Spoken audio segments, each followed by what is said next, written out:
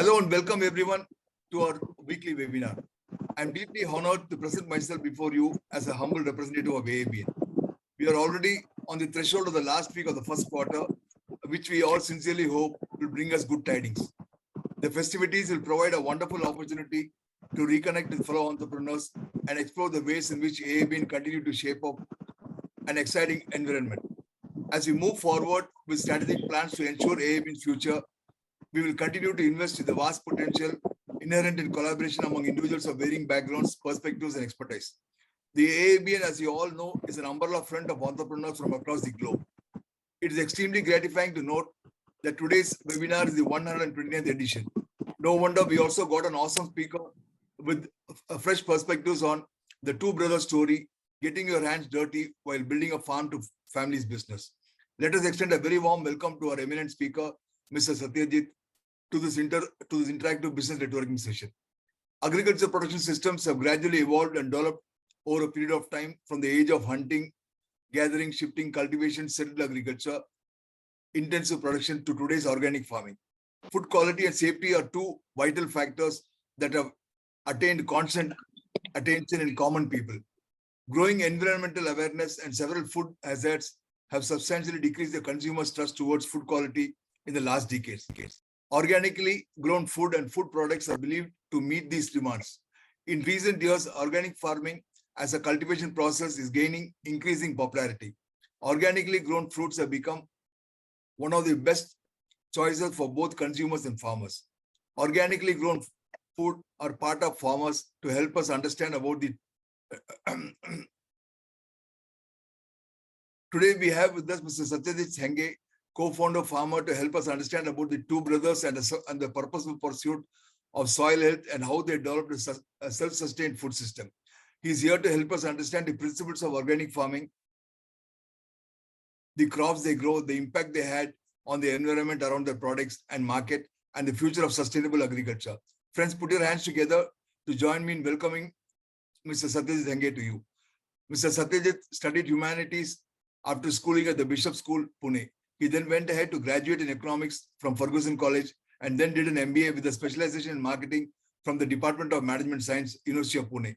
He worked in the BFSI sector for almost a decade with companies like Kotak, Life Insurance, Citicorp, Maruti Finance, DBS, and later at Bharati Vidyapith. Born in Bodani, Satyajit and his brother Anjan are proud fourth-generation farmers who practice all natural and regenerative farming in their farm in Bodani. Born by indigenous seeds and raised in the tireless hands of the farmer folks, all TBOF products are made in daily batches in the farm kitchen. At TBOF, besides being a farmer and overseeing the farm daily operations, he also is the co-founding farmer. TBOF is now a private limited company and was valued at $5 million in 2020 by one of the top valuation firms. Major milestones for the organization includes TBOF ships to more than 55 plus countries and 1,000 plus cities worldwide today from their village. Rated as India's #1 organic farming brand amongst Indian and foreign brands by Vogue in 2018. Rated as the #1 idea that will change Indian agriculture in the year 2019 by Better India. Satyajit and Anjan were invited to speak and conduct a half-day session for the students of agriculture management at IIM Ahmedabad. The Honorable Prime Minister of India, Narendra Modi, mentioned the work of the two brothers on his Man Ki Baat Twitter channel as having empowered 9,000 farmers by giving up their banking careers. Rated amongst the top 10 startups that made 2020 better by innovating for social good by U Story, the only Indian startup to be featured on the list of global startup brands during the Global Entrepreneurship Week 2020 by Shopify. TBOF is visited by people from over 18 countries and has trained over 10,000 farmers. With this diverse background, I'm sure today's gathering feels special because of his participation. And dear friends and entrepreneurs, I hope you enjoy the program and find it useful. Have a nice time. Thank you, and over to you, Mrs. Satyajit. Thank you, sir. Thank you for the introduction. My pleasure to be talking to this august company of all you gentlemen. And yeah, I'm Satyajit Hange, and I'll take you all through a presentation after my brief introduction. Both me and my younger brother Ajinkya care, are farmers' sons. We hail from a farming family in a small village called Bodhani in rural Pune, and were educated in a city in Pune with the idea that don't come back to farming, don't come back to the village life. Having worked in the city and with some multinational companies and banks, both of us got slightly uncomfortable, while doing the multinational jobs, and questioned ourselves as to what we would love doing, and chose farming to pursue our love for farming and for growing food, and came back to the village 8 years back. So this is about that journey. The business is incidental. The brand that happened is incidental to everything. Later, but the primary objective was to pursue our passion for farming. So I'll just present a small presentation, and I'll go deep with the presentation. I've structured it in such a way that it will. Uh, can you see it? Yes. Yeah. I've structured it in such a way that I want to get Sir's told about the story of two brothers, but I want to take you all to a larger landscape and then come down to our story and to what we have done and our learnings around what we have done. Excuse me.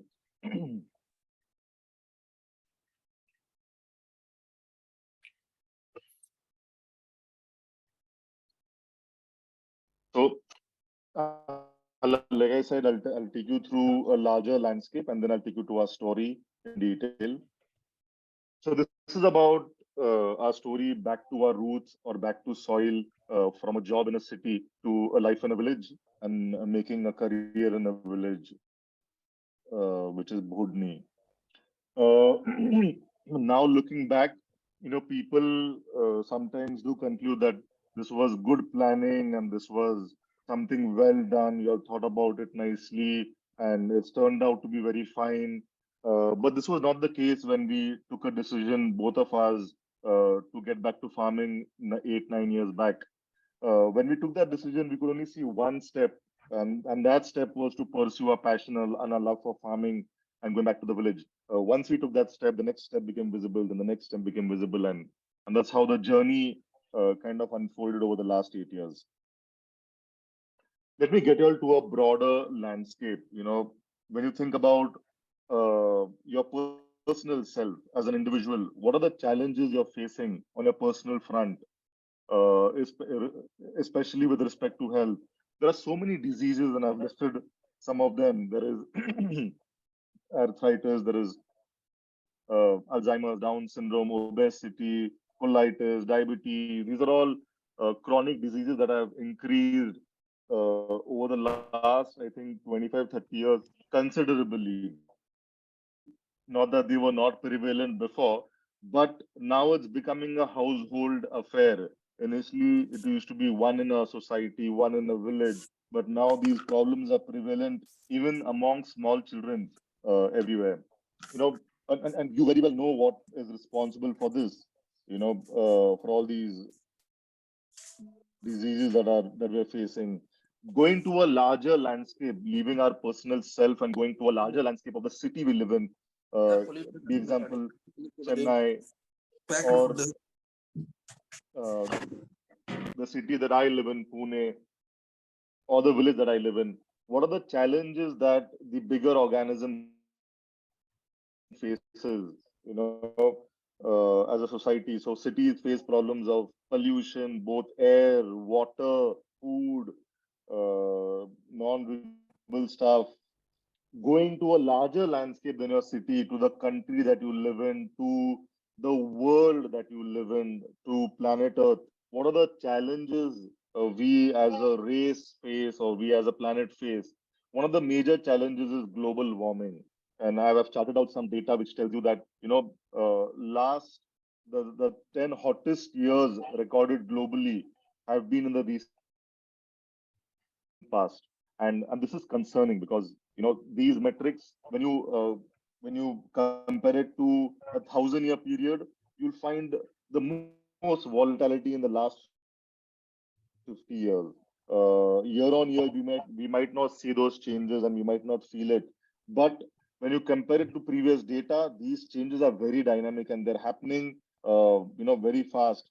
There are, you know, problems like in Maharashtra, now it is June 25th and it's not rained yet. Ideally, the monsoons come in Mumbai and Pune by June 7th, but it's been, 20 days delay. The monsoons have not arrived yet.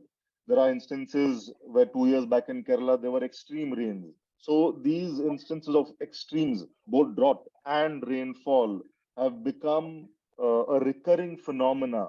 And these are all related to the globally rising temperatures because of, especially carbon dioxide that is being released by burning fossil fuels and by practicing agriculture that is continuously tilling the land and releasing carbon that is sequestered in the soil.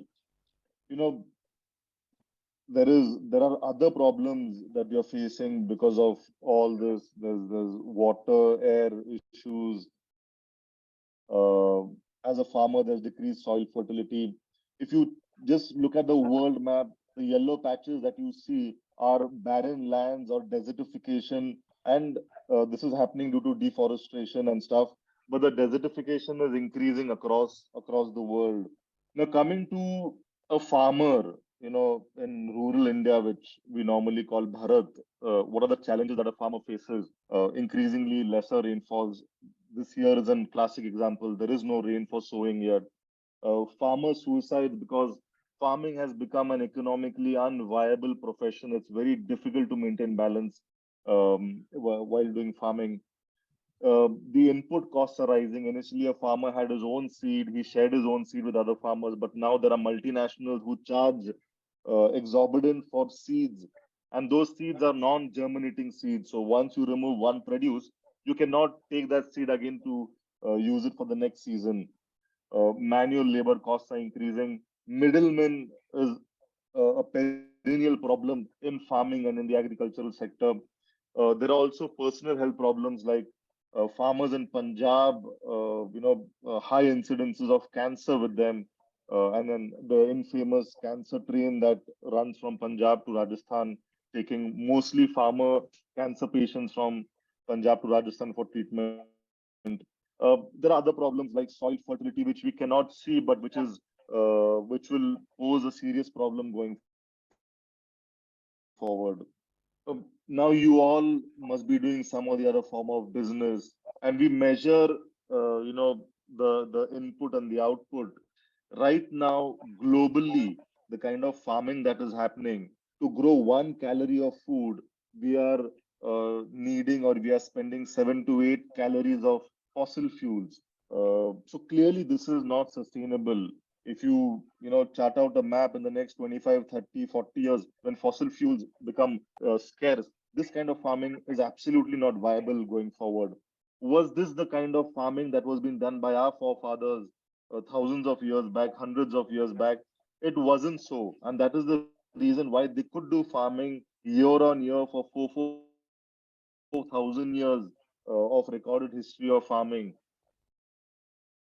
There are some agri students out here, and the literature around present agriculture, that it is sustainable and is efficient. But what is it doing? One is it's depleting topsoil at a rate we have never seen before. It's wasting nutrients. It's burning fossil fuels. It's consuming.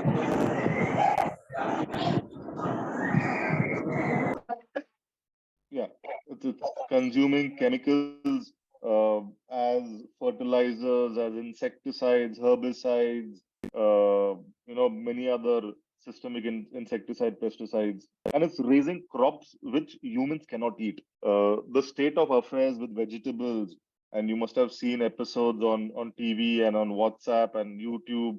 The way farmers are growing, and then the kind of chemicals they're putting, the kind of literally steroids to plants, which ultimately come into our food chain and which are not good for our health.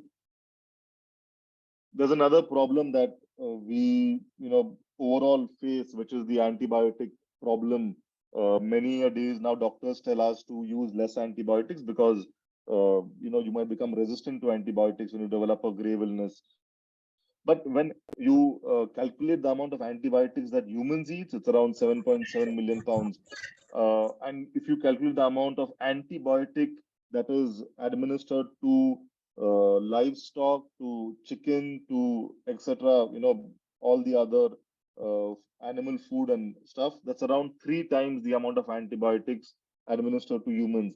And this ultimately comes through the milk, through the meat, through the egg, through the fish, through the chicken, to our food and to our system, and the antibiotic problem makes it more and more grave. Now, how much of the world is actually used to grow food? The green patches that you see is areas that grow real food. And how much of the world is growing feed for animals and fuel for industries? You can see those violet patches that are growing feed for animals and fuel for industries. And what I mean by food is your actual lentil, legume, grains, vegetable, fruits, millets, and stuff. Not much of the agricultural land across the world grows real food. To put it in statistics, only 30% of the world's agricultural land grows real food. The rest is commodities that are traded globally, and that's then whose ultimate use is for feed or fuel.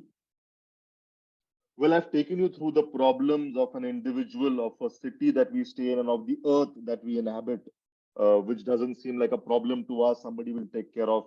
But, is there any one solution, and the problems of farmers? Is there any one solution and the problem of environment? Is there any one solution that can tackle all these problems? You have heard about, one stone and two fruits. But through my limited research and my limited experience over the last 7 years, I have tried looking at all these problems with one lens and one solution, and that is regenerative agriculture and organic farming. And I'll tell you why this seems like a solution to all these problems. I don't need to tell you why organic food is like medicine for human health. There is enough research and enough experience.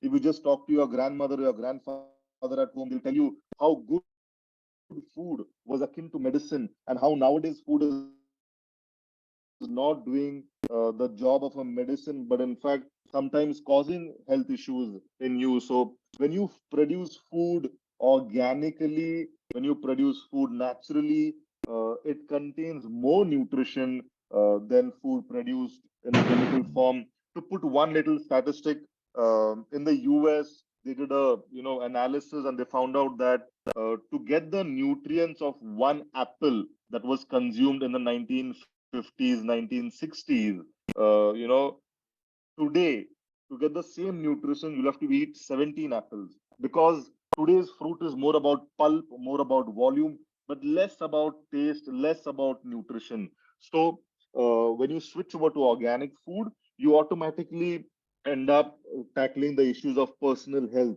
to a very large extent.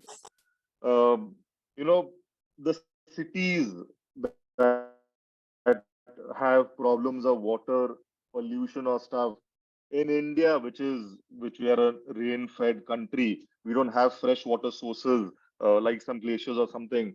Every city depends on the rainwater stored in dams for its consumption and stuff. Where does this rainwater fall to come into the dam? It falls on agricultural land in the hilly regions, in every other region, and then it percolates to the rivers, and then it comes to the dam. But when all this land is administered with so many nitrogenous and so many chemical fertilizers, the rainwater ends up leaching these chemicals and getting them to the river and to the dam. But when you switch to natural farming and to organic farming, in a way, you're ensuring that the water that is collected for consumption purposes throughout the year is free from, any chemical contaminants. When I said that organic farming is a solution to global warming, uh, we are looking at solutions all across the world in different ways, converting our vehicles to EVs and converting our energy to solar and stuff. But how much impact does that have to reduce global warming? It does have an impact, but the most significant impact comes from soil, because soil is the largest container of carbon dioxide, and when farmers till the land regularly and they burn farm waste, they end up releasing a lot of carbon that contributes to global warming. But when you practice organic farming and when you practice regenerative agriculture, what you do is you focus less on tilling the land, growing on multi-cropping system, on mulching the land, and the soil,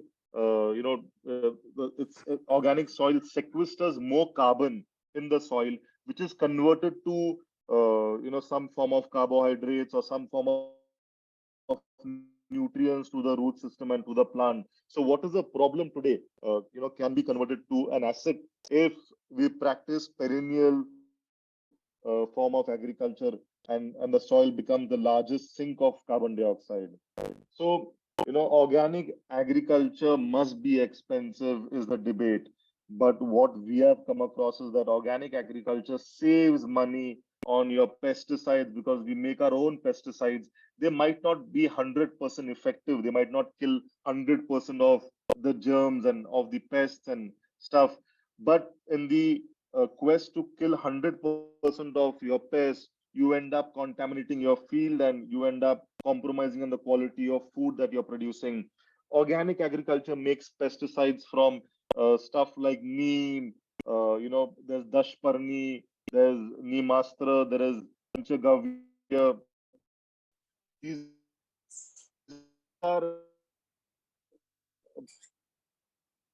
pest repellents that control up to 80% of the pest. Non-violent pest that we use is relying on your cows and on organic compost and making your own amrut mitti or jivamrutam and stuff, and administering it to the soil. It saves money on fossil fuels because you do not till land regularly. It saves money on fungicides and saves money on seeds. Today, even at my farm, we have our own seed bank. We use native heirloom varieties of seeds for farming, because they can germinate. The second generation can germinate, and they are more pest resistant, more drought resistant than compared to your hybrid seeds. Uh, Now, coming back to our story, when a farmer puts his son in a city to study, it's taken for granted that farming is not profitable. He doesn't want you to do farming, and that was unsaid in my family also. We were put in a boarding school at the age of 4, away from the village, with the idea that you never come back to farming and making a career in the village. And that's what my father said when we both of us decided to quit our jobs and come back. He said, you don't study in the city and return to your village to toil in the field. And that's a consensus of sorts among society in general. You ask anybody, any of your relatives, friends, nobody will advise you to leave a city and come back to a village and do a profession like farming, which is considered a profession for people who cannot do anything else in life. They are the ones who do farming. But for us, the motivation was different. So we came back 9 years back to our native Bhodni, and started. We didn't have any experience in agriculture. Both me or Ajinkya did not do our BSc agriculture. He did his computer science MBA. I did my economics and MBA. And when we came back, we had to learn the nuances of farming, what looked like very attractive from outside. When we came inside, we understood the challenges. There was sugarcane which was being repeatedly grown on our fields from the last 50 years. And sugarcane is a soil exhausting, water exhausting crop. And we soon learned about this, that this is not sustainable. And it put us in a question as to what we should be growing that is good for the soil. We kept the economics and the commercial secondary, but we wanted to take care of our soil. We were seeing the fact that the production of sugarcane itself had come down from 80, 90 tons an acre in the last 25, 30 years back to 35 tons an acre. And we saw it reducing to 10 tons an acre in the next 20 years. And then facing that problem is very difficult. So we said, why not look at soil and what's good for the soil? And we started doing our research, meeting farmers, especially the ones that you call uneducated, illiterate farmers. They are illiterate, but they're highly educated because they know how to live with the ecosystem, they know how to live with the soil, and the kind of methods that they were inculcating to do regenerative farming were very impressive. We took a lot of experience from Narayana Reddy, who was an organic farmer near Bangalore, from Subhash Palekar, Padma Shri Subhash Palekar, who ignited the natural farming revolution across India, from Ashok Ingole, one of the organic farmers in Maharashtra, and from many such small farmers. We didn't find this information in structured, systematic sources like universities and agricultural universities. A lot of information also came from, the YouTube and the net, especially following institutions like Rodale, who does a lot of research in microbiology and in organic farming. And we ultimately chose a self-sustaining, regenerative, native cow-based farming.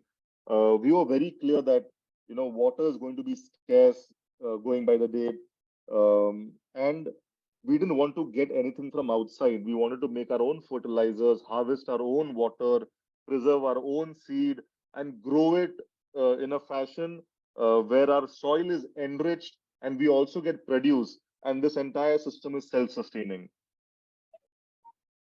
So, just encapsulating what I said, we were inspired by the simplicity and the stillness of the village life. We were guided by the principles of regenerative natural farming. And then once we started that, a lot many other factors kept our inspiration up, especially employing, rural villages, because they say it takes a village to raise a kid. And I owe, and Ajinkya, both of us owe a lot to what we are because of the village that we hail from. And in some way, we wanted the village community to get gainful employment in the village and not to migrate to urban cities for employment, because, it's not about earning a buck when you go to the city. But when you do that, you uproot a lot of culture, tradition, self-esteem, self-respect. When you uproot yourself from your root and you go and try to earn a living outside in a city or a larger urban place. And we didn't want that to happen. We thought that villages have the potential, they can make products world class for the world, and we can give them gainful employment.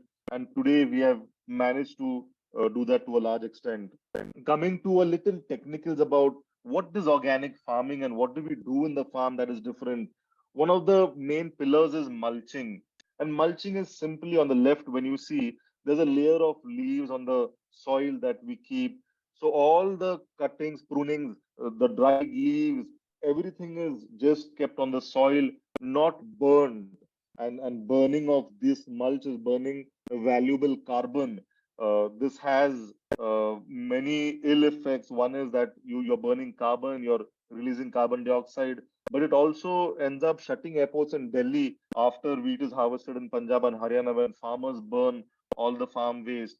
They do not know that this is not waste. This is carbon that needs to go back into the soil and feed the microorganisms. And the number of microorganisms dictates the fertility of the soil. So for us, mulching is one pillar. It also helps you save rainwater that normally evaporates if the soil is exposed to sun, wind, and other natural elements.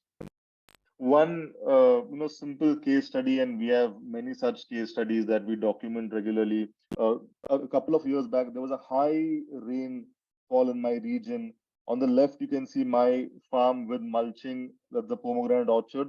On the right, there's a grape vineyard orchard, which is just stuck to my farm. There's only a 2 feet difference. But immediately after the rainfall, within 17 minutes, all the water had percolated down to the groundwater table in my farm, because the soil had become fluffy, the soil had become porous.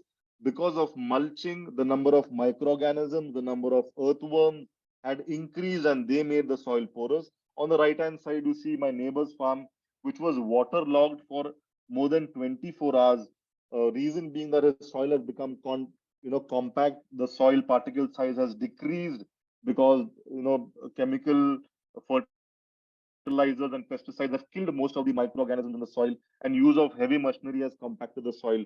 He had to then remove the water physically from his farm, and the water then went to the river, and from there again the farmer pumps it for irrigation needs to his farm. These are again examples of how our farm behaves during drought, during excess rainfalls year on year. The second principle that we follow in organic farming is planting trees around the farm, which we call border trees. They can be your sru, which is Australian pine, or bamboo, which we have planted around the periphery of our farms. They create a microclimate of sorts. They do occupy a part of the farm, and in that way they are actually okay, because the benefits are also there, and they create a microclimate which comes of use in summers, and hosts many bird species and stuff which do integrated pest management on the farm. So simply put, no tilling, no weeding, no chemical spraying. Cows, everything starts from the cows. We have native Indian indigenous cows on the farm, with whose cow urine and cow dung we make a couple of fertilizers. And why only Indian indigenous cows? Because again, they are much more pest resistant, they are much more drought resistant, and their cow dung is very well digested when you compare it to a Jersey or Holstein cow's cow dung, because they ruminate a lot.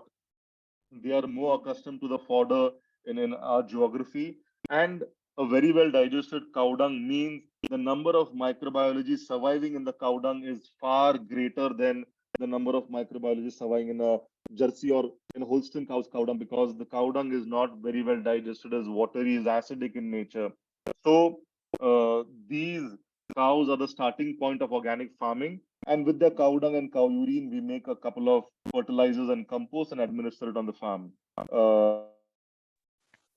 Again, bees and other pollinators are abundant on the farm. There's a native seed bank that is something that we preserve and share with other farmers also. The kind of products we make also are native, in a traditional way, like wood pressing of oils, making of stuff that our earlier generation had. One of the products, just to take you through, what is the difference, not only in the farming and organicness of it, but in the making of it. Today, what you call ghee in the market, and 99% of the ghees in the market is not ghee. It's actually clarified butter, because what they do is they just skim the milk for cream, and the milk is, I think, 80-90% Jersey Holstein milk, and then the cream is taken and melted to form ghee. That's not the recommended way of making ghee. And if you see our tradition, and you see stories around Lord Krishna with the matka of makhan, and his mother churning the curds to get makhan. This tradition is a 4,000, 5,000 year old tradition of taking milk, boiling it and then inoculating it with curds, churning the curds in the morning, Brahma Muhurat, to get white butter, and then melting white butter to get ghee. Even in their times, they could have easily skimmed the milk and made ghee, but that kind of ghee is not as beneficial for your health as the ghee made in the traditional process. This ghee melts below human body temperature. This ghee does not increase your bad cholesterol. It actually increases your good cholesterol, apart from many other medicinal benefits as enumerated by Ayurveda about ghee. So it's not only about growing food the correct way, it's also about making the product the correct way, ascribed and prescribed to tradition, and following scientific means and methods. So similarly, we have a range of products. When we started farming and when we got our fresh produce, we had a lot of challenges in marketing that fresh produce. I remember our first produce was papayas, and they tasted awesome. But we had got half the average that a farmer gets, because our organic farming methods could not match the chemical farming methods. And we took this produce to the market, and we sold it in the hope that we would get a higher realization because the fruit tasted very well. But to our utter disappointment, the market gave us a realization based on the look of the fruit, and organic is ugly in the way it looks. And we were given a lower realization compared to a chemical-based farmer. That kind of jolted us and told us that only farming is not the solution. I might grow the food in the best holistic fashion, but if I cannot sell it in the right price, this entire farming is not sustainable, and I will have to go back to a job or I have to switch to chemical based farming to keep myself economically viable.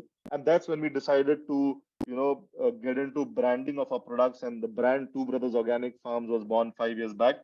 And we started making some or the other product out of the fresh produce. So our sugarcane became jaggery, our milk became ghee, our peanuts became peanut butter and peanut oil, our moringa became moringa powder, and now we have a range of, I think, 40, 45 products that are derived from some fresh produce on the farm. There's a lot, of stuff that we do at the front end, apart from farming at the back end. Because for us, we believe farming is about growing and about selling. You cannot miss on one of them. Otherwise, you won't be sustainable. So we do a lot many farmers markets. We have established communities like the Organic V community in Mumbai, the Conscious community in Pune, and we interact with communities. We also run organic farming classes in schools in Pune and Mumbai. And just to give an idea of how and what impact organic farming has in our own farm, in the last 7 years, we have been able to sequester over 70,000 tons of carbon. So that is something that helps in reducing global warming. We have our own bunds that we have built to harvest rainwater. The ghee plant that we have on the farm is 100% solar powered. So, not only limiting ourselves to organic farming and making products the right way and working with farmers in the right fashion, but also trying to reduce our footprint when it comes to environment and damaging environment in some way. Generate the power through renewable sources, the water through water harvesting. The packaging is 100% biodegradable, is made from cloth or cardboard boxes. We minimize the use of plastic in some cases where utter necessity. We have found an alternative to plastic because running, as I said, the business is secondary. It's about being true or being conscious to what we are doing, right from the soil upwards to the customer. And though if it means an added cost, but in a way it can reduce the damage to the environment, we take those steps and make those changes. Electric vehicles on the farm. Um, as a farmer, you can't just look at it as a business. Farming was never a business in India till date. It was always an activity that you felt as a farmer's son, your duty that you should be doing. And no farmer stops farming if he faces losses. He continues doing it because it's a sense of duty for him to produce food, to till the soil, and to be with nature. And automatically, when we were doing our experiments, there were some learnings that we gathered, and farmers approached us to share those learnings with them. So, farmer outreach programs are a continuous affair. We have spoken to more than 16,000 farmers. Many farmers have come down to the farm. We keep it an open book where everybody is allowed to come and see and work with us also to an extent, so that they learn some things from us, and if they find it right, they continue it on their farms. Now, extending, because our at the front end our product consumption has expanded and consumer base has expanded. At the back end, we have started working with more and more farmers. We work with now over 800 farmers, whom we handhold from the seed stage to the harvest stage, and give them a realization that is more than the market, and help them doing organic farming. Like I said, it's a natural extension of what we do is to speak to farmers and also to speak to school children in schools.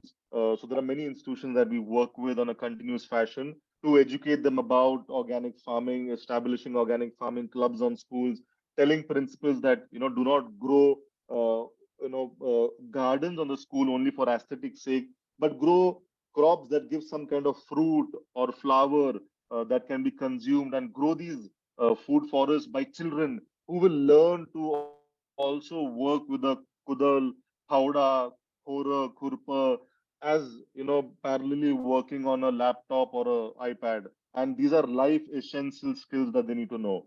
There are many educational institutes that found what we were doing interesting and invited us to speak to their students, where doing a business is one, but also benefiting the environment is one. And this business does not function on any donation or any outside help.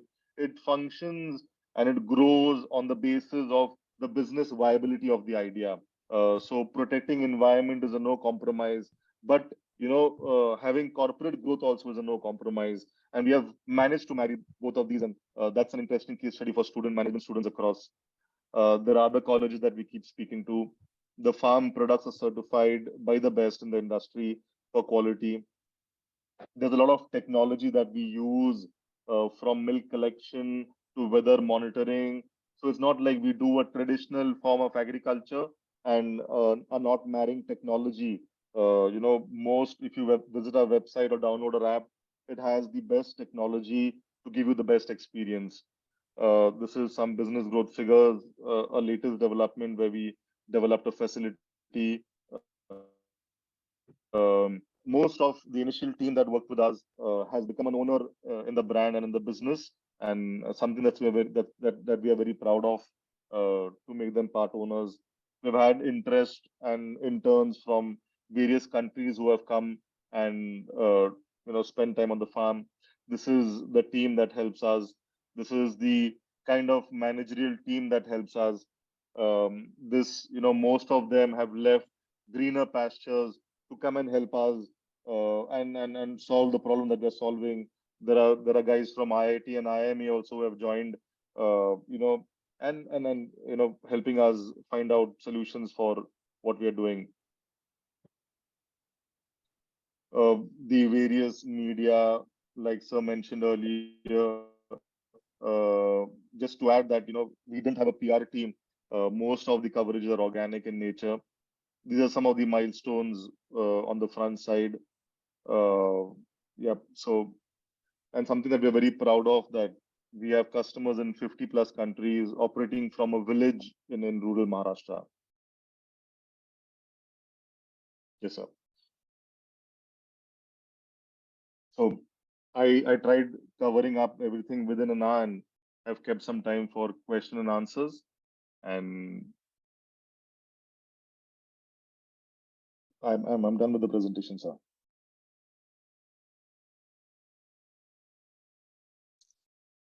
Thank you, Satyajit.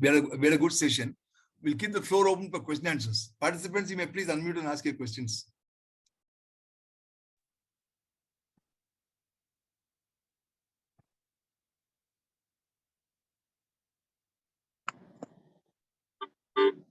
Yes, you may please unmute and ask your questions, please, participants.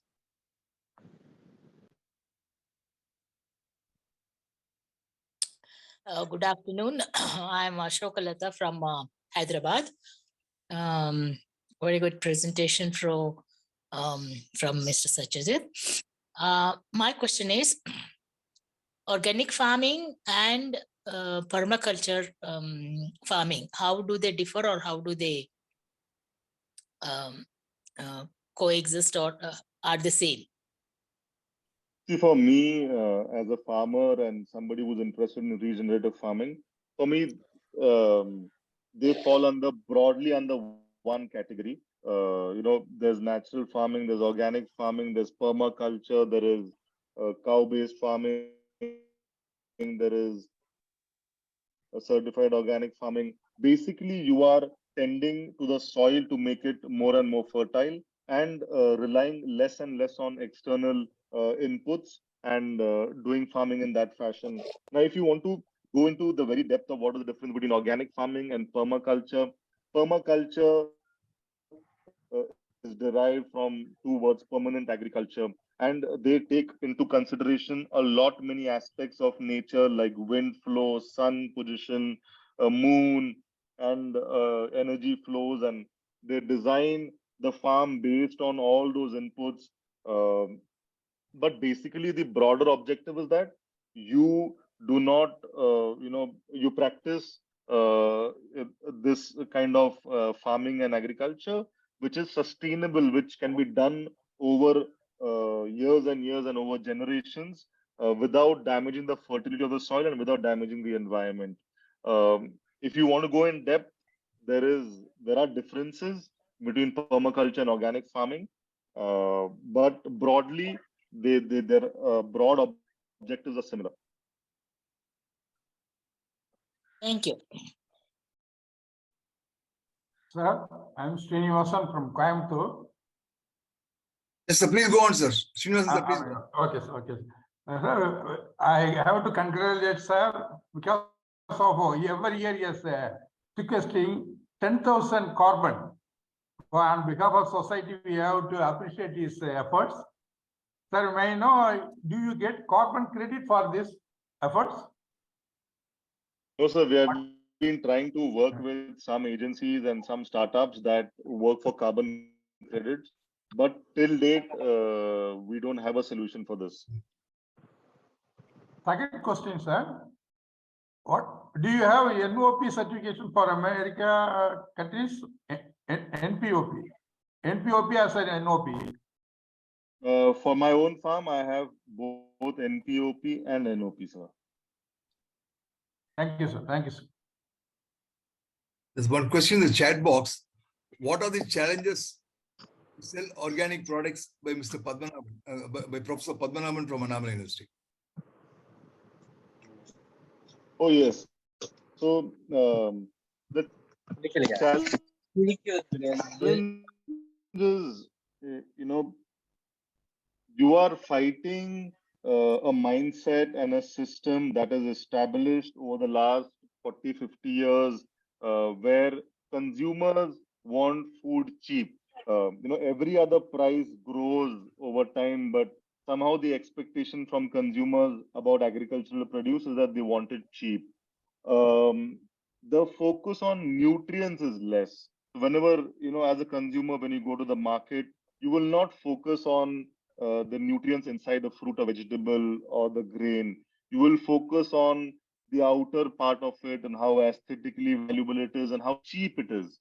And sadly, this association of cheap and food has come together. So for us to break that mindset and to get awareness to people and tell them that, the clothes you wear, you're very conscious about it, the footwear you wear, the mobile you use, but something you put in your body, you want cheap without focusing on the nutrient value or, the chemicals in the food and everything else. So getting this awareness and breaking that mindset is the foremost challenge we have while selling organic food.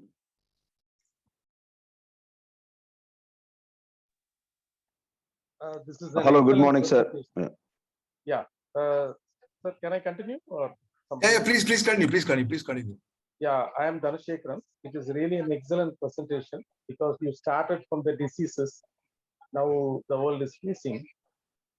In the 90s, I got excited with Mr. Subhash Palekar of Karnataka, who was the forerunners for organic farming.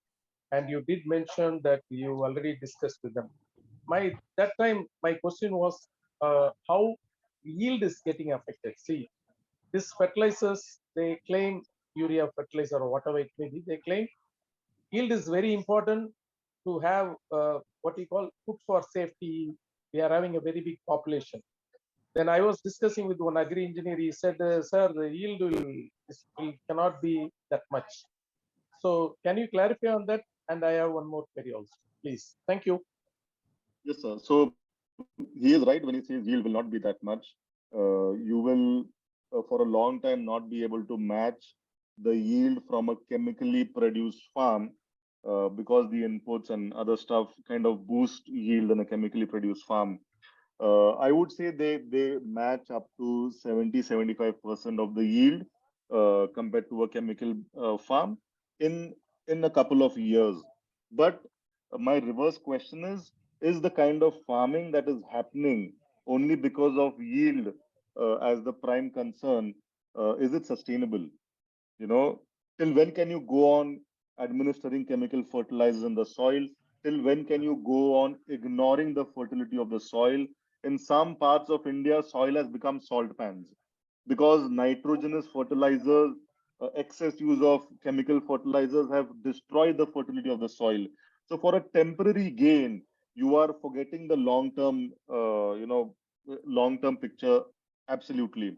Secondly, this argument that there are many mouths to feed and there's this 8 billion population that needs to have enough food.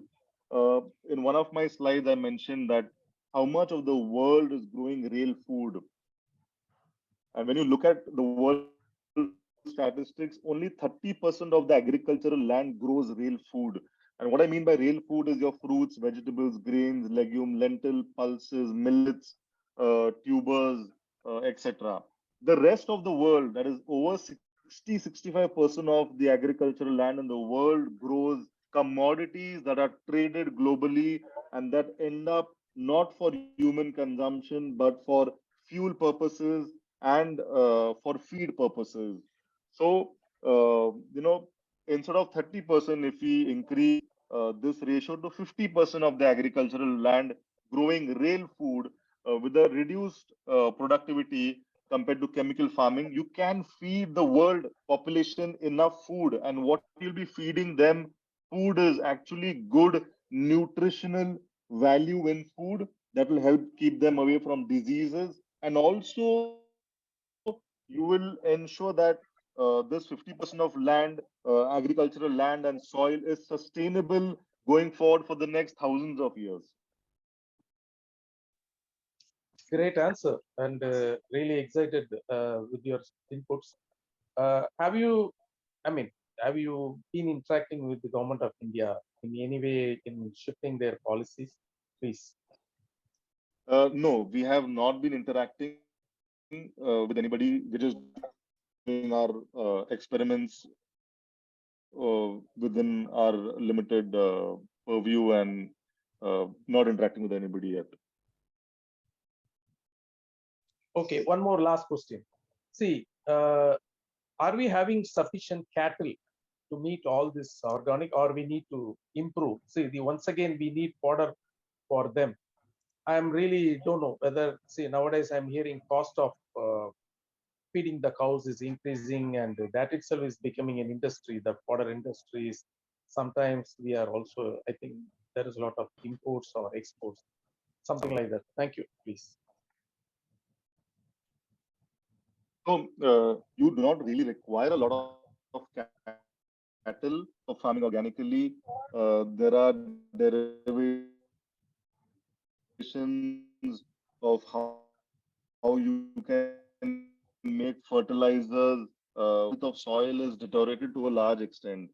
So that is one thing. But when you go to see the basis of what forms soil fertility, the soil has all the kinds of microorganisms, your bacteria, fungi, mycorrhiza, your other stuff that forms soil microbiology. And this soil microbiology starts converting the unavailable form of nutrients that are in abundance in the soil as you go deeper to available forms, and then they have a symbiotic relationship with the plant because the plant releases an adjuvate from its white root, which attracts all these microbiology and stuff. Now, when you practice chemical-based farming, you're killing the microbiology. Why you need cows is initially you have already killed the microbiology. To inoculate it, you need the cow's manure because it contains this microbiology. But once you have inoculated the soil, you need more carbon because this microbiology needs carbon to feed on and grow.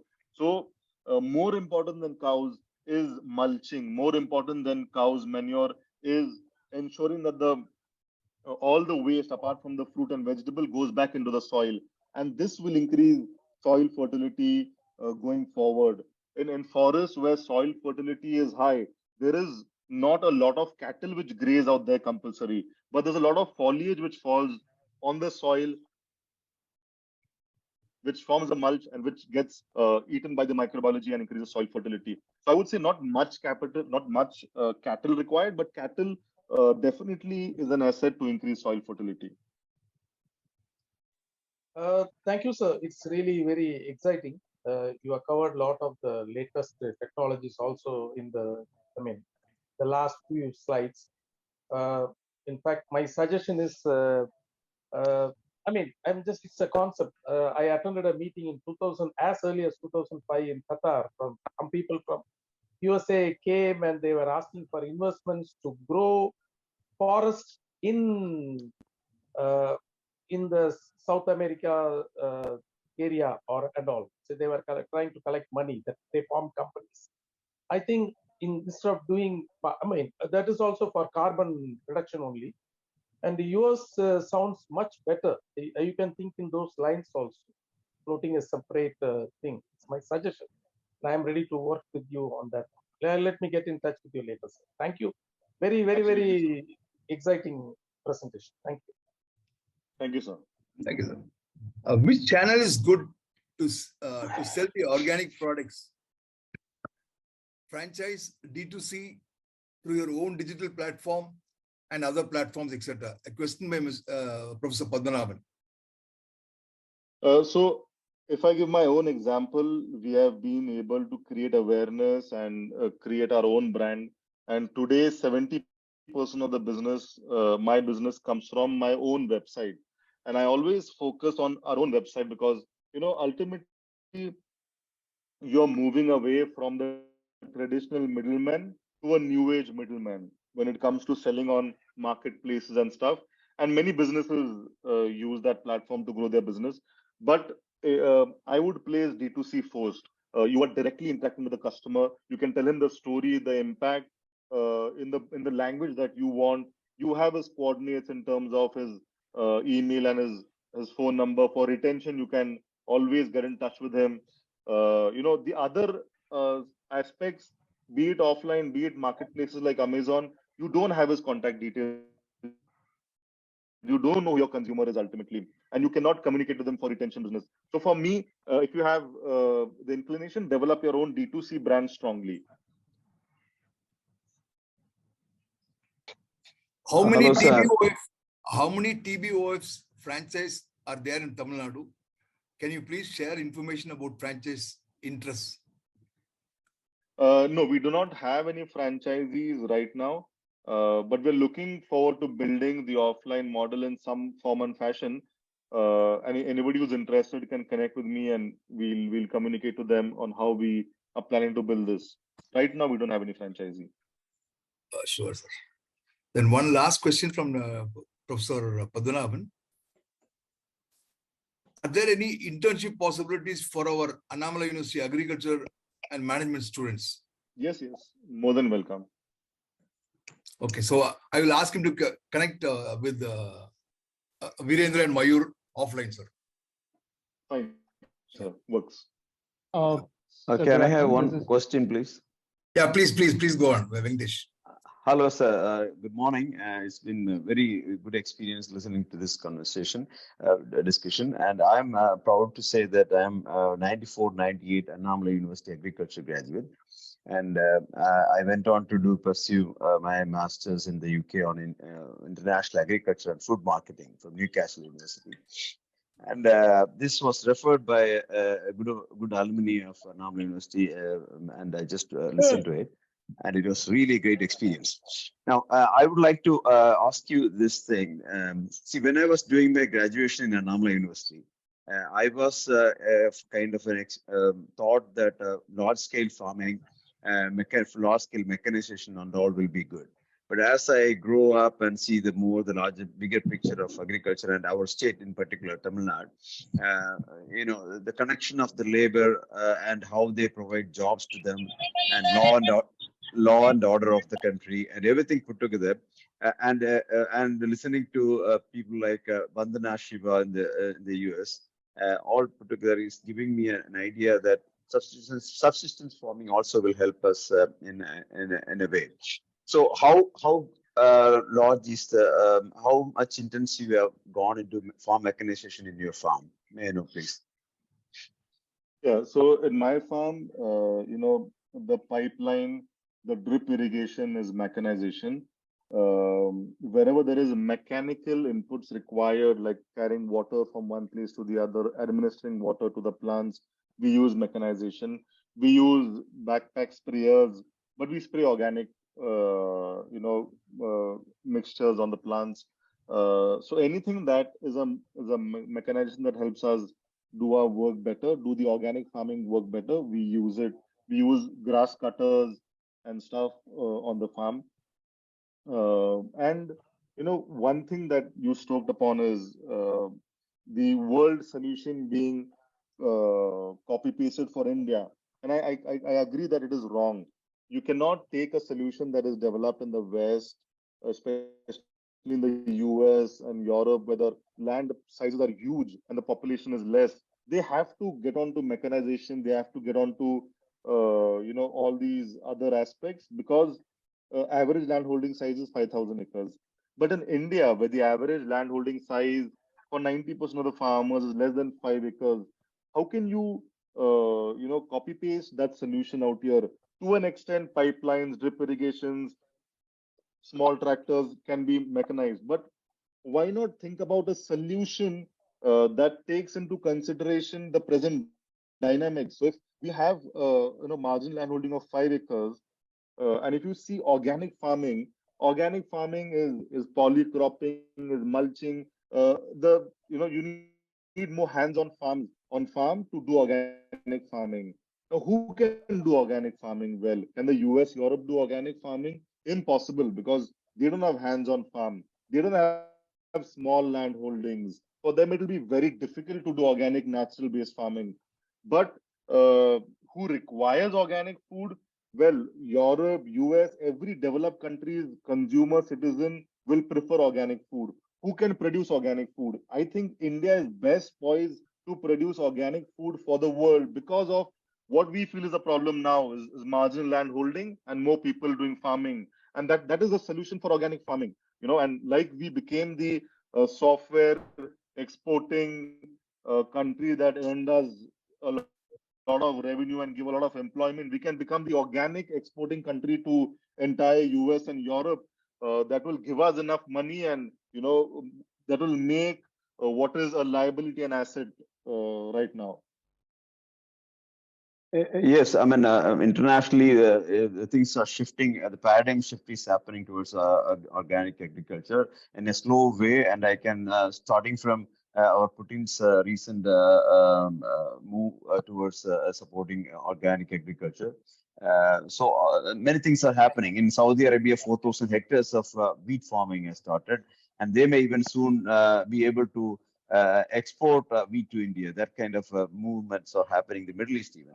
So in this thing, finding our place, this is a question, because everywhere mechanization goes on, and if we don't go for intensive mechanization as much as the Western countries, we cannot afford the labor costs here. And the pricing is not sustainable. As you said, organic prices are in such a way that it can only be affordable only maybe 10% of the population, or maybe 15 at the max. So the rest of the of us need that food safety thing. We have food security. We have our green revolution has brought us food security, but we haven't even scratched the surface of food safety. People don't know. Many people don't know the difference between the food security and the food safety, and we are compromising at great lengths on food safety and ensuring the food security here in our country. And many don't know. Even in the cities, people don't know what they are what they are eating. In the West, they wrote books on "You are what you eat," and they have gone through this phase, and they come out of it and they realize this, and they are not even telling what they have realized. And many private farms are there forming. They have started, free trade. You might have learned about the free fair trade thing, fair trade products, and they have gone into other extremes of, good karmic food and all kind of different things.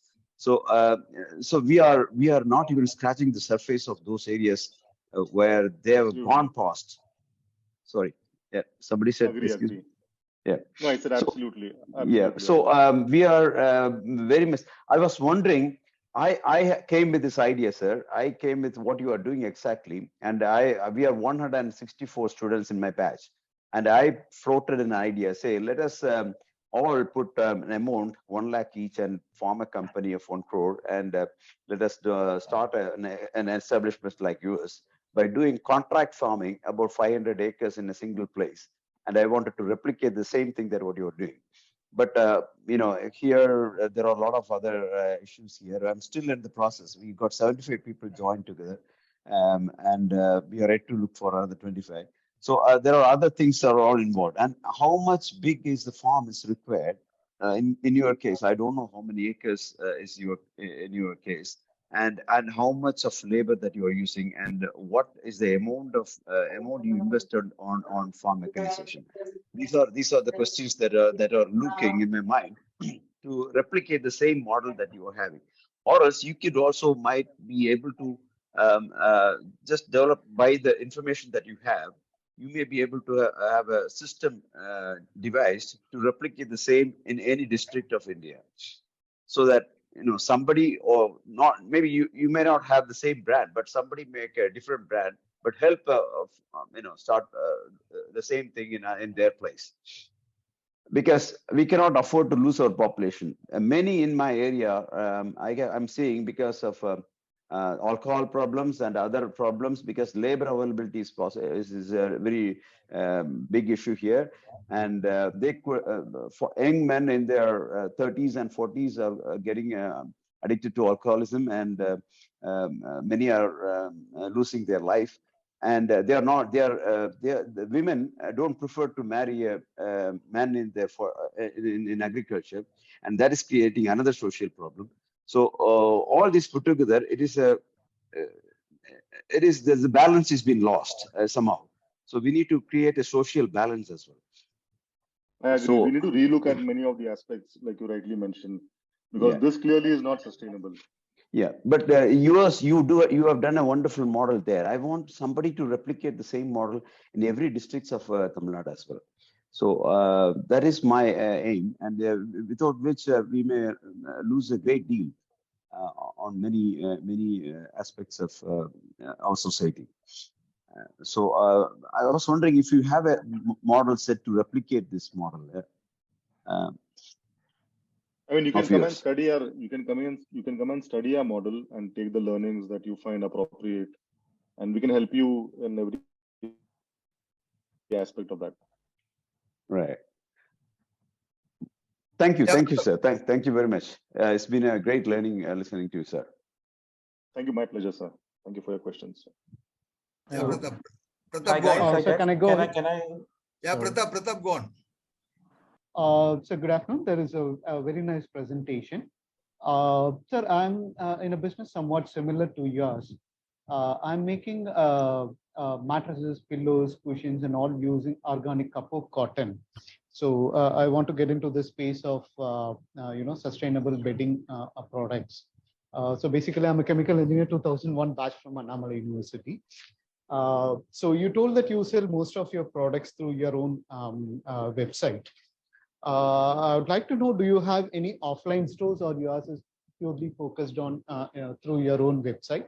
And if it is through your website, how you are able to generate the leads or convert it into sales? I'm finding it a bit difficult to convince people, or make people buy through my website. So that is one thing. And is there any way we can collaborate, sir? Because you're offering a product for a healthy living, I'm offering a product for a healthy sleep. These are my two questions, sir. Yeah, sure, sir. One is we can collaborate. You can mail me, and we can talk about this offline. Second is, yes, so to build a brand online, you need to have the requirements of the brand. You need to have aesthetics. You need to have service. You need to have USP. And you need to have convenience. So all these things need to be worked on. Online does require a gamut of services that support and make your business more pointed at the front. So all those need to be fulfilled. We do have associations with offline stores in Mumbai, Pune, some in Delhi, some in Bangalore, and some in Goa and Kolkata. But that is, boutique organic shops that are interested in keep our products out there.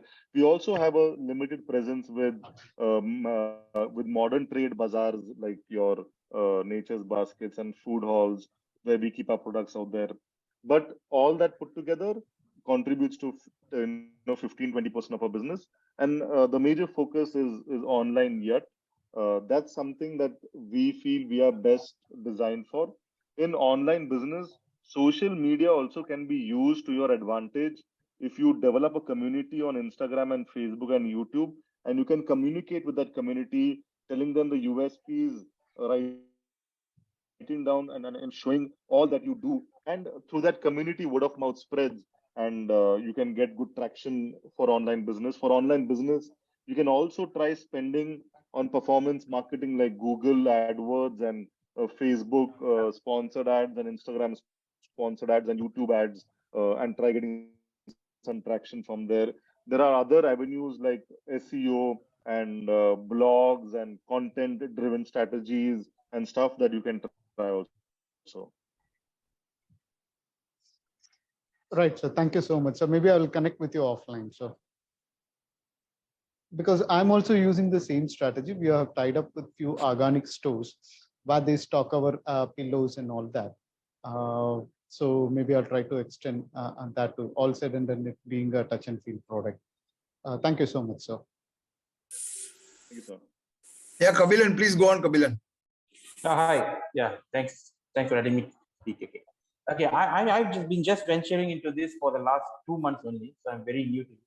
But we are doing it in the Tanjavur district side in Amlapatti, in my grandpa's place actually, because I think 4-5 years back, a few group of 18 kids, not kids, I mean, for you guys it's kids because it's all 30 plus years old, 30 to 40. So these guys have been contributing to try to get the reservoirs intact, back to the original level of what's inscribed in the stones last time, so that at least agriculture will not be stopped in any sense.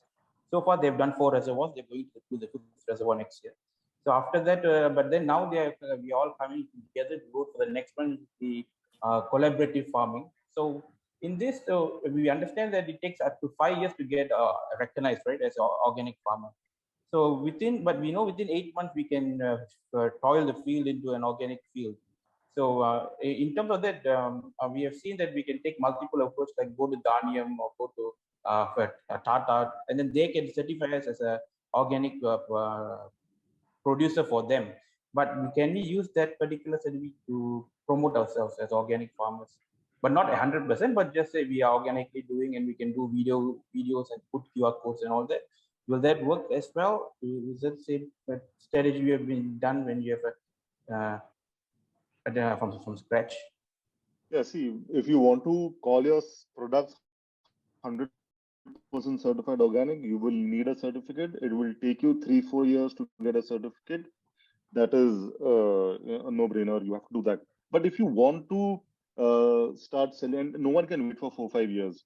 So what I would rather tell you to do is develop a community of your customers and tell them that it's naturally grown and it's under certification, but we are following all the traceable practices. You can see the photos, videos, visits, etc., quality, lab tests. You can do all that traceability and show it to consumers and develop your brand and start selling immediately, because waiting for 4 years for a certification is not recommended. Parallelly, let the certification happen. And the second question of tying up with Tata's and with Amul for organic certification, what I am hearing is that they are helping you, but they keep the transfer certificates with them. So you may not be able to use it for your own brand. You will have to compulsory sell to them. Okay, thank you, sir. Thanks. I can move forward with it. Thanks. There's a question from Mr. Arul. Do you ship to USA or do you have local offices in USA? No, we ship to USA from a village. We deliver within 4 to 5 days across the USA, and we have daily orders from the USA, so we have managed that part very well.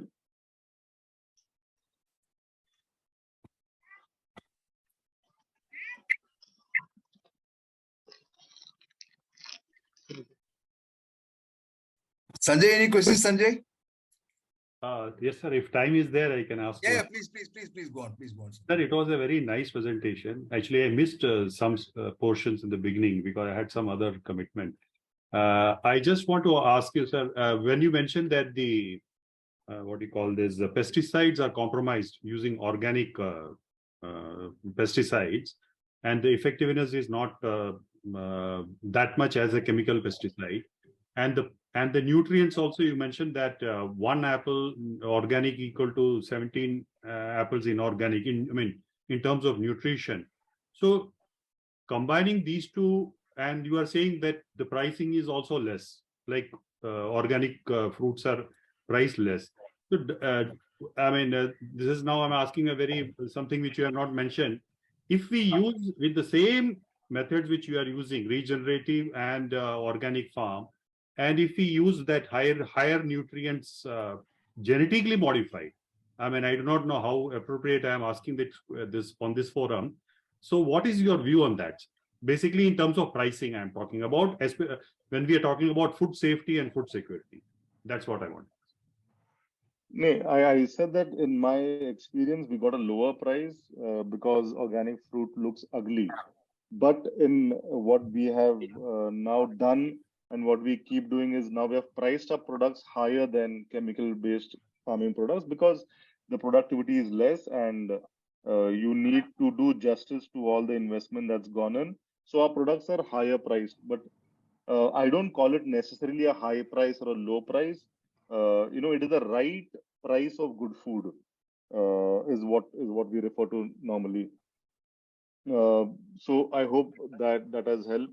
The second part of the question, can you come again?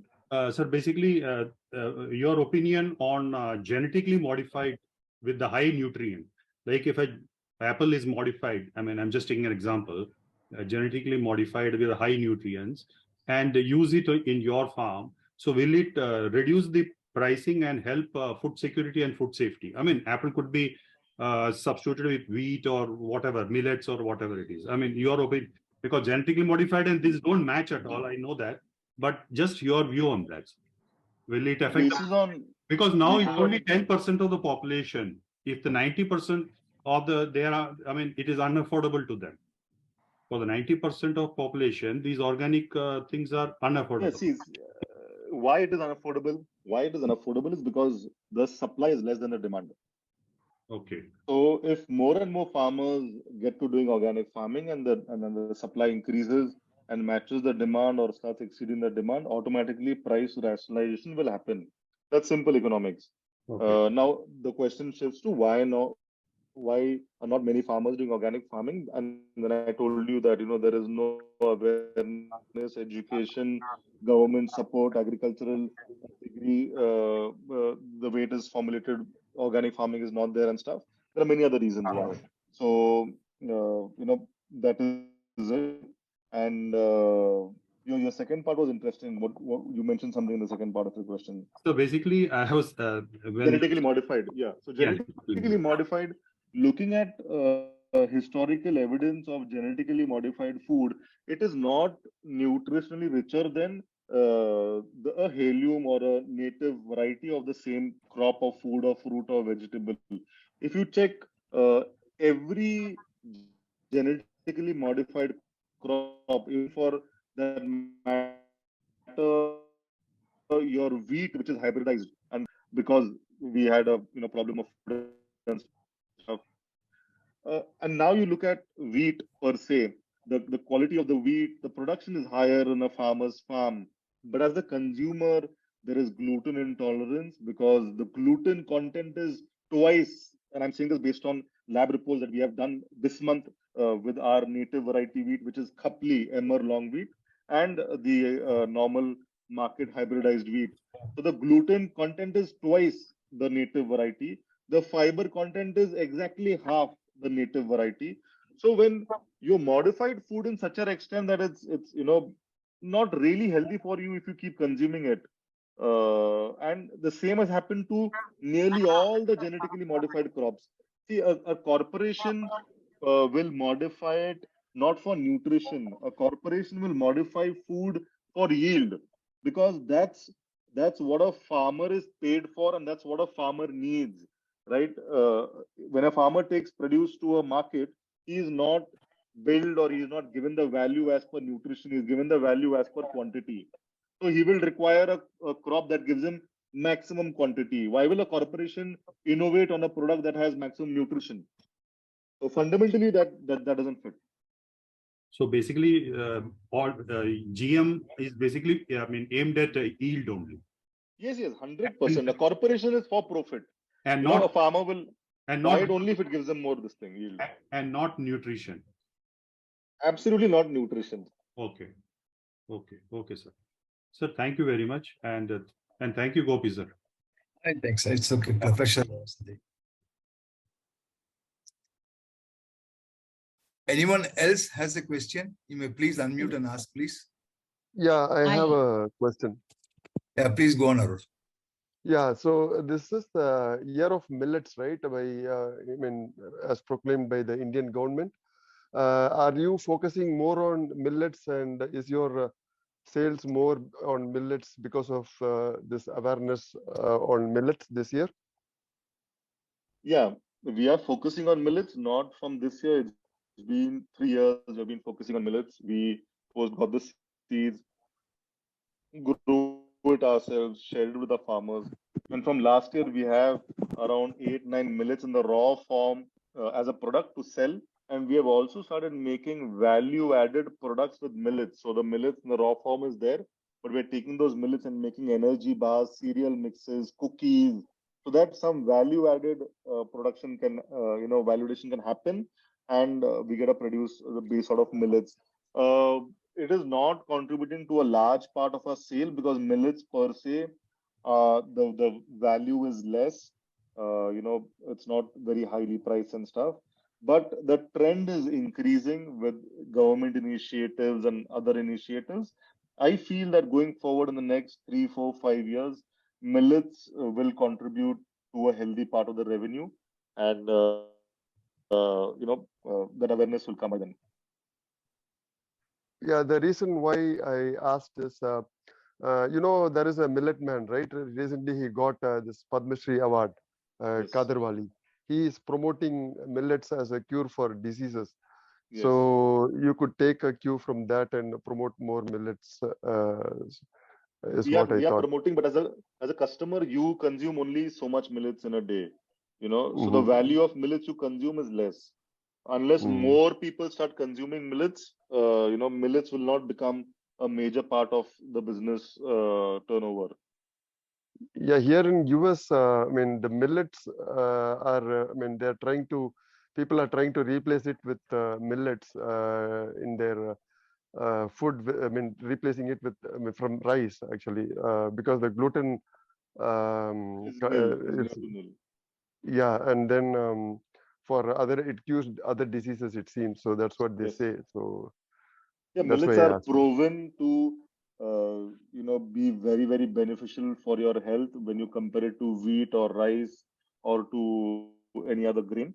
They're nutritious, they're gluten free, they have energy that lasts longer.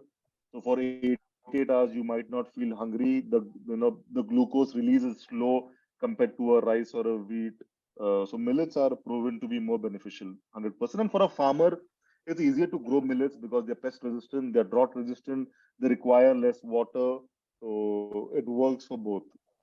Mhm. And this wheat, there is a traditional wheat which is less gluten free, it seems. Here, Ezekiel or something, the name I forgot actually. So that kind of wheat, are you growing that kind of wheat in India? Yes. So wheat is one of our best sellers as a brand also. The only wheat flour that we sell is called Khapli wheat flour. Khapli is a traditional heirloom variety which has a history of 5,000 years, is very low in gluten, very high on fiber, and again the sugar release is slow compared to regular wheat. So we are growing That is that. not Intensively working with farmers with that wheat. So that is not genetically modified, right? So all other wheats, so many wheats That is not are genetically genetically. modified. Yes, yes. That is not Wha- hybridized also. So what wheat is that? What name? What is this said? It's the local name is Khapli, Khapli, Khapli wheat. Uh-huh. The Do you English sell name that? is Emmer long wheat, Oh, EMMER. yeah. Yes, yes, we Oh, sell okay. only that, and that's one of our Oh, best sellers, for a brand. right, right. So that, I mean, yeah, non-GMO wheat is needed actually for the future. Good. Thank you. Haripriya, you have a question? Yes, thank you. It's an awesome presentation. Thank you, Satyajit. And you well said that feeding the soil is better than feeding the plants. I just wanted to ask you one thing. How do you manage the weeds? Because in organic farming, it's a challenge in tropical areas mainly. So how can you give a solution for that? Thank you. Mulching is a very effective solution when you grow your main crop, the area around the crop. You mulch it with dried hay, with dried sugarcane leaves, with dried leaves. So when it forms a layer, no other weed can kind of germinate on that spot. And if it does, for the initial part, you require hand weeding. Once your main plant is above 3-4 feet, then you can get grass cutters and you can just cut the weed at the base. So these three ways you can kind of get a control on weeds. Initially, there will be a lot of weeds because the practices of the last 30-40 years of nitrogenous fertilizers promote a lot of weed growth. With increasingly practicing organic culture over a period of 7, 8, 9, 10 years, inherently the weed population also reduces. Yeah, thank you. But it is very difficult to eradicate the weed, or is it possible? No, it is difficult to eradicate weed completely. It's also a part and parcel of the ecosystem. Mulching to a large extent will keep it away from your main crop and will save a lot of costs in hand weeding and stuff. So mulching, just remember mulching. If you can mulch, you get one truckload of dried sugarcane leaves and hay, and nearly at dirt cheap price. You just take that and you spend on covering your area with that. For at least 3, 4, 5, 6 months, you won't have any issues of weeding. Okay, thank you. Sir, one more question. Yeah, please. This rice, do you sell rice in your this one Yeah, organic we sell. rice? Yes. So this arsenic content, how do you take care of this arsenic content? I mean, less arsenic content should be there, right? I mean, you can't, avoid this rice having arsenic content, right? All the organic, even the organic rice has little bit of arsenic in that. Is that right? Yeah. So I have not tested specifically for arsenic content because the rice varieties that we are growing, we normally grow this with tribal farmers in the Sahyadri belts, and these are all native varieties of rices. So we sell around 5-6 varieties of rices. There's Tony Ambe Mohor, there's Azra Ghansal, there is other 3-4 varieties. These are all varieties which these tribals have kept and grown over many years. So we work with BIF, which is into seed saving, and with these tribals to grow those varieties. But I've never done any arsenic testing for this variety because there was no awareness or any alert on arsenic in these tribal varieties of rices. Because it is impossible to grow without fertilizer. So in that case, you don't know whether the product that you get is free of arsenic. So some kind of testing should have been there, is what I thought. So that's why I asked you if you have something like that. It also depends on the type of the rice. Some rice types have more arsenic in them. some have less arsenic in them. So I'll figure this out with my rice team also on specifically arsenic.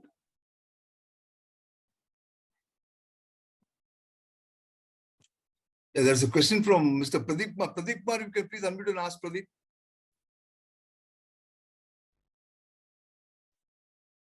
Sir, actually, our Mangalore is a laterite region. Actually, we tried a lot, but the problem is because the soil is hard, and people told me you plant banana tree so that banana tree can break the laterite structure or something. But I'm trying to do many things, but there should be some other means to improve the naturally to improve the fertility. Yeah, there is. There any So method, sir? yes, if you practice, things like coverage, which is, like I said, mulching, covering your ground with a lot of mulch, using of cover crops. They help aerate the soil by decomposing the leaves. They provide also nutrients. You can use organic matter on the soil more and more. You can, do your crop rotations for that matter. But all these techniques and stuff you can take from people who are doing it. But more importantly, speak to the older people in that area, because they have been taught a way of farming that was good for that soil type and that geography, and see what they were growing in what rotation they were growing and how they were growing. Somehow you tend to find a lot many solutions with the kind of farming that your earlier generations was doing, and that was carried on from many years till date. If you try growing a crop because of the commercial value in your area, which is not suited for that specific crop, you will face many hurdles and you'll face many challenges. The idea is to study what has been growing locally over the last hundreds and thousands of years, grow that, and then try marketing it, because that specific crop will only grow in that specific soil type and geography very nicely, and then try marketing it and getting a value for that crop, rather than trying growing crops that have a good market and facing challenges in the growing stage itself. Yes, sir, true. Actually, the region where I come from is more of paddy and coconuts. So coconuts are grown in this area, and the other crop is paddy. Largely from generation onwards, like my ancestors, they are all farmers. Only these crops are grown. Either we have coconut or we have paddy. So this is the only two things. You can keep growing it. You can figure out the paddy varieties that they were growing. You can grow it, and what value addition can you give? Because you have had an education and awareness and exposure. So try branding that rice with your area's name, with the USP of your soil, with the nutritional value. If you get it tested, that paddy variety will contain more nutrition, because they have chosen that variety for that reason. And try making some value add product. Try making a poha out of it. Try making some of the other product out of it. With your coconuts, try making virgin coconut oil, wood pressed coconut oil, coconut palm sugar, coconut palm jaggery. The idea is to grow and also put effort in the marketing and highlighting the USP, and then you'll have success. True, sir. Actually, I have tried last time cold press coconut oil. It is much better than the typical coconut oil that we were getting from the conventional one. The cold press coconut oil. There is, it has its own magnificent odor, and it lasts more than a year. So we are still continuing to use it, and there is no harm in that. I have not found any issues with that. So that is one of the, new learning for us from that. Yeah, so you can try branding it and try selling it to small communities around you, societies, and you'll have enough market to take care of the produce that comes out of your farm. Thank you, sir. Thank you. Yeah, Sanjay has a very interesting question. Sanjay, can you please ask your question, Sanjay? Okay, sir. Thanks once again. Sir, you mentioned about the sequestering 10,000 tons per year. You have carbon sequestered. So basically, it is carbon dioxide, right? And then how do you measure actually and claim? I mean, sort of. I mean, I should not use the word claim, but generally we have to tell for carbon credits. So how do you say that yes, 70,000 has been saved in 7 years? Yeah, so when you want to claim carbon credits and you're working with some agency, there is a set prescribed format, and then they have their procedures of doing it. And like I said, I'm not working with them because the solutions are not foolproof yet to claiming carbon credits for agricultures for farmers. So that is one thing aside. How did I come to a conclusion that I sequestered so much tons of carbon dioxide in my soil? Is by referring to a lot of literature on regenerative organic farming by Rodale Institution in the US and the metrics that they have. So they have come to a rough estimate of 1 acre of agricultural land that has been growing perennials, mixed food forest systems, in the geography can sequester so many tons of carbon dioxide. So I've taken that average and I've multiplied it to the number of acres of land that I am practicing regenerative organic agriculture in. So basically, it is left upon the individual to measure. So if you trade it, if you trade it and you want to trade it, then the agencies have a set metrics and they measure it by that set metrics. So this is not something I'm trading in yet. This is something I'm just claiming on the basis of widely available matrices and conversions and estimations by reputed organizations across the world. Okay, so there is no scope for any contesting in this. It is fixed, like. Yeah, that's a claim I just put on, for my internal literature and for my for any presentation.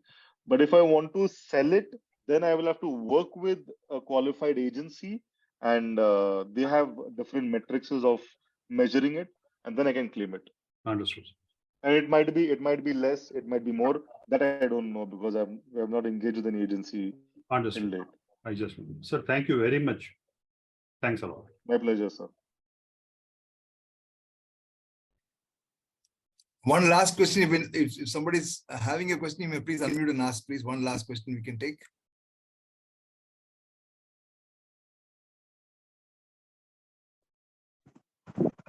Sir. Yeah, please go on, Suresh. Sir, this is Suresh from Pondicherry. I just want to know that what type of technology the brand is to grow the crops healthier and the best output. Satyajit sir, what is using the brand technology? I cannot hear you clearly, Suresh. Suresh, can you please repeat, Suresh? Sir, I just wanted to. So, can you hear us? Yeah. Hi, sir. Yeah. Hello? Yeah, go on, Suresh. I just want to know that the technology, I mean, like the weather technology, weather monitoring technology brand. What is the brand? Which is the brand you use here? Because right now I'm a farmer. I'm doing agriculture, but I'm facing in a lot of water irrigation and the weather monitoring it. So I just want to know that what a brand is using it for a right way to the plant, watering it and weathering. So you can connect with. We work with a company called Fasal, FASAL, Fasal. Yes, sir. We work with a company called Fasal. Fasal has, a setup which they put on your farm for weather monitoring. You can connect with them and ask them for a solution for your farm. Okay. And one more question, sir. And what type of nutrients and pesticides in an organic method you're using it, sir? like Panchakavyam, like something like in that way, what type of nutrition you giving to your crops to healthier and best output you giving it? Most of the nutrition is the manure, the cow dung, compost, the slurry that we administer to the soil, enriching soil, and from there the crop gets its nutrition. Foliar spray, we use Panchagavya widely. That is one thing that we use every 15 days as a foliar spray. So the mean aminum, something like that, like not like fish aminum, fish aminum. No. We just use Panchagavya to a large extent. Okay. Thank you for your information, sir. Sir.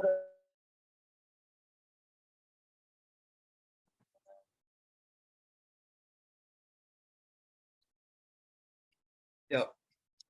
Thank you very much, Mr. Satyajit. Very few people can express a passion for the subject and profession so effectively. And you are one of them. Thank you for that outstanding session. We had plenty of takeaways from it. And I would also like to take the opportunity to thank Virendra Wag and Mayuri for their excellent support in coordinating and making it happen today. Thank you very much. And thank all my colleagues in the Thank you so much, Gopi. Thank you for connecting to us. Yeah, thank you very much. Thank you, Gopi. Thank you. Thank you, sir. Thank you very much, sir.